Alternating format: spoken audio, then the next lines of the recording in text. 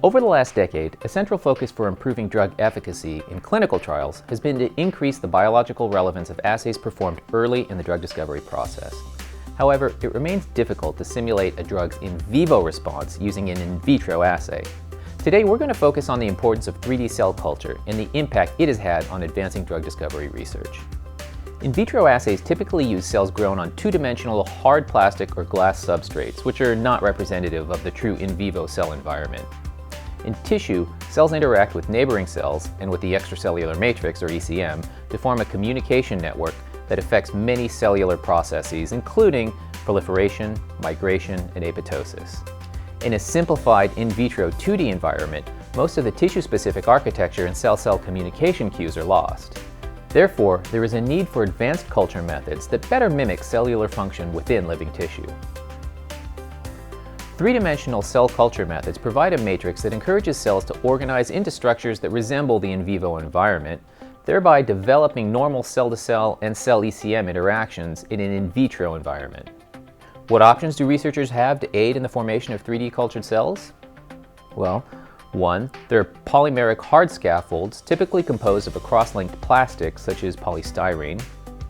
2. There are biological scaffolds, where the cells are combined with and then suspended within a matrix of extracellular matrix proteins, typically found in vivo, which provide structure and support to the cells. And 3. The spheroid model, which is also very popular as it can mimic both tissues and tumors depending on the included cell types. Pre-made spheroids or microtissues can be provided to you in microtiter plates to simplify or even eliminate the cell culturing process. If costs are a hurdle for you, or you want to have more control over your culturing process, there are 2 more options to create your own spheroid models. First, there is the hanging drop, where cells are suspended in a 30 to 50 microliter drop which literally hangs below the bottom of the well. Cell aggregation then occurs in the drop over time. Another popular method is to use microplates coated with an ultra-low attachment, or ULA, surface. These plates look and behave much like other round-bottom plates.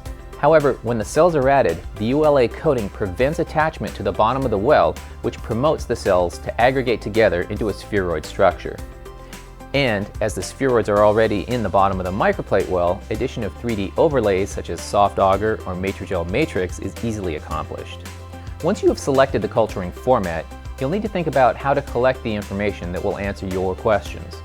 Are you looking to monitor a cellular response to an experimental treatment? Or are you focused on learning about detailed changes in the cellular morphology? Or it could be a combination of both of these. Here are 2 methods that can be used to collect information on your cells. They provide different results, so it really depends on the level of detail you are looking for to achieve in answering your questions. Microplate readers, which typically employ a PMT-based detector, provide a rapid means to make whole well measurements.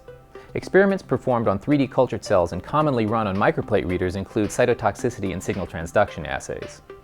On the other hand, microscopes and cell imagers increase the amount of information attained from each experiment through the use of wide-field microscopy. By incorporating magnification through the use of appropriate objectives, unnecessary areas of the well are excluded from examination, increasing the detail of the image being viewed, as well as the data generated. High-content imagers provide the greatest quantity and breadth of imaging-based data. Automation of the imaging process, in addition to the inclusion of high-content analysis software, allows image acquisition and analysis to be performed in a high-throughput manner.